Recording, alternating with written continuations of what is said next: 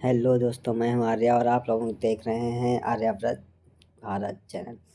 इस पे हम आज सैयारा मूवी जो आई है उसको एक्सप्लेन करने वाले हैं। तो हम स्टोरी शुरू करते हैं। एक रोमांटिक लव स्टोरी मूवी है जिसमें हम देखते हैं कि जो एक लड़का जिसका नाम क्रिस कपूर है और एक लड़की जिसका नाम वीणा है, वो उन दोनों की लव स्टोरी को दिखाया गया है।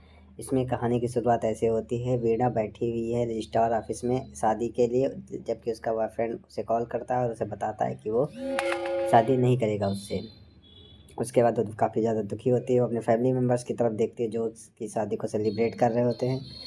या देखिए वो काफ़ी ज़्यादा सैड हो जाती है और उसके बाद वो घर चली जाती है। फिर उसके फैमिली मेम्बर भी ढूंढते हुए उसके घर चले जाते हैं। उसके बाद टाइम निकलता है, उसके बाद का टाइम दिखाया जाता है। उसके एक दिन उसकी मम्मी उससे बोलती हैं कि हाँ, सब नॉर्मल करो, अब फिर से लाइफ को रीस्टार्ट करो।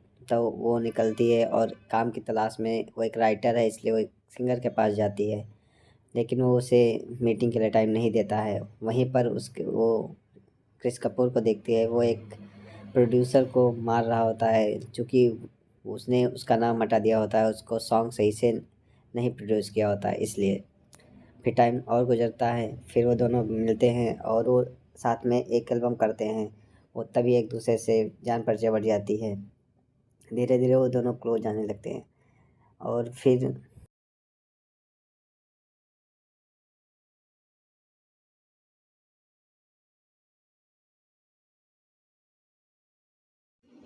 चीज़ें ठीक ठाक चल रही होती तभी एक दिन वीणा को चक्कर आता है और वो गिर जाती है। वो फिर उसे डॉक्टर के पास ले जाया जाता है। डॉक्टर को लगता है नॉर्मल है तो चीज नॉर्मल लिख के दे देती है। अगले दिन वीणा फिर से जाती है डॉक्टर के पास जो कि साइकाट्रिक होती है। वो देखती है, जांच करवाती है। जब जांच का रिजल्ट आता है तो पता चलता है उसे भूलने की बीमारी हो गई है, उसे अल्जाइमर हो गया है। जब उसे पता चलता है वो काफ़ी ज़्यादा सैड होती है। वापस आती है, वो सोचते है कि मैं बता दूँ क्रिस को, बट वो बता नहीं पाती है क्योंकि वो काफ़ी बहुत ज़्यादा हैप्पी होता है कि कुछ वजहों से उसे बहुत सारा काम मिल चुका होता है। उसी तभी उसके जो पहले का बॉयफ्रेंड है वो उसे कॉल करता है, उसे बुलाता है। फिर वो उसके साथ जाती है उसके पार्टी में। वहाँ पर उसे अल्जाइमर का अटैक आता है जिसकी वजह से उसकी मेमोरी लॉस हो जाती है। वो भूल जाती है कि वो प्रेजेंट टाइम नहीं है। वो प्रेजेंट में उसका बॉयफ्रेंड को दूसरा उसके साथ बात करने लगती है, इमोशनल होने लगती है, जिसकी वजह से वहाँ पार्टी में हंगामा हो जाता है और जो वीणा है वो वहाँ से भाग जाती है। उसका बैग वहीं पर छूट जाता है।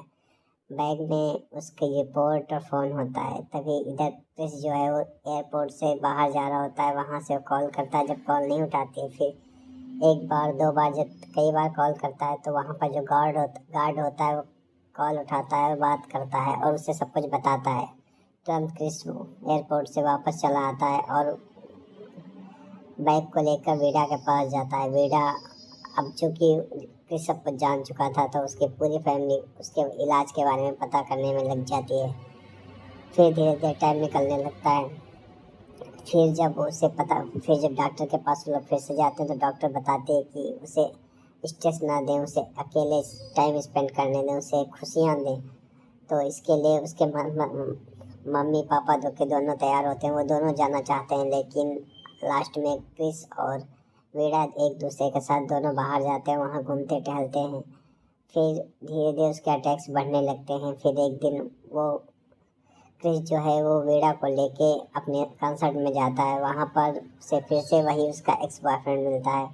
वो उसके साथ खड़ी होती तभी फिर से जाम का अटैक आता है। वो फिर भूल जाती है, फिर उसके साथ रूम में चली जाती है। वहाँ पर वो जो एक्स होता है उसको इमोशनल बातें करता है, जिसकी वजह से वो इमोशनल होने लगती है। तभी क्रिस आता है तो उस जो वीणा होती है क्रिस को पहचान नहीं पाती है और उससे उसके खिलाफ खड़ी हो जाती है। फिर वो जो के दोनों लड़ाई जब कर रहे होते हैं तो वीणा जो है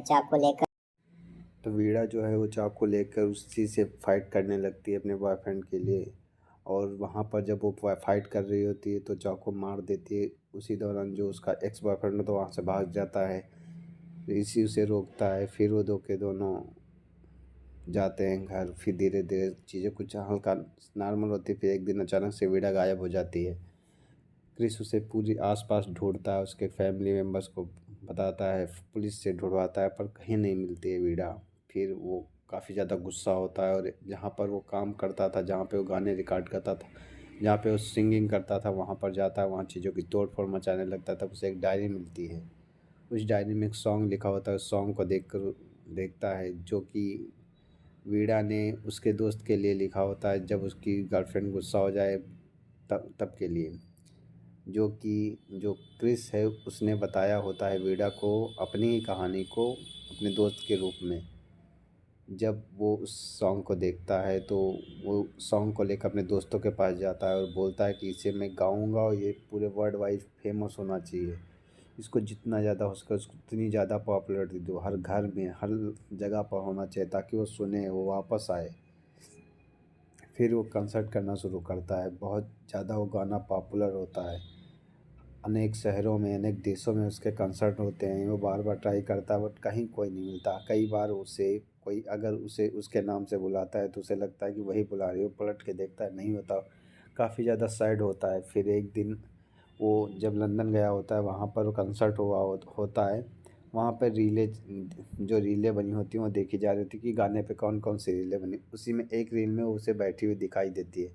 आँखों से उसका दोस्त जो है वीणा को पहचान लेता है और क्रिस को बताता है कि हाँ ऐसा है। जब उसे वो जूम करता है तो उसे पहचान जाता है।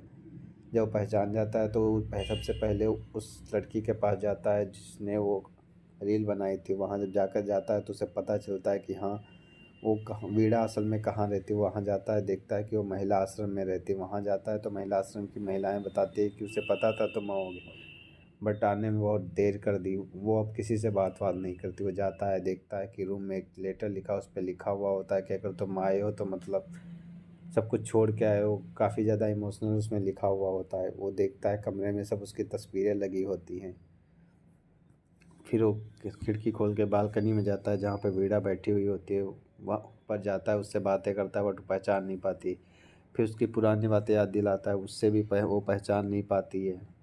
फिर वो जैसे क्रिकेट के बारे में बात करता है, उससे भी वो पहचान नहीं पाती। फिर वो एक दिन टूटने सा लगता है, तब वीणा उसे पहचान जाती है और उसे बोलती है, उसे प्रपोज करती है। तो ऐसे उसकी एक स्टोरी होती है। उसके बाद दिखाया जाता है कंसर्ट में जहाँ वो दोनों साथ होते हैं।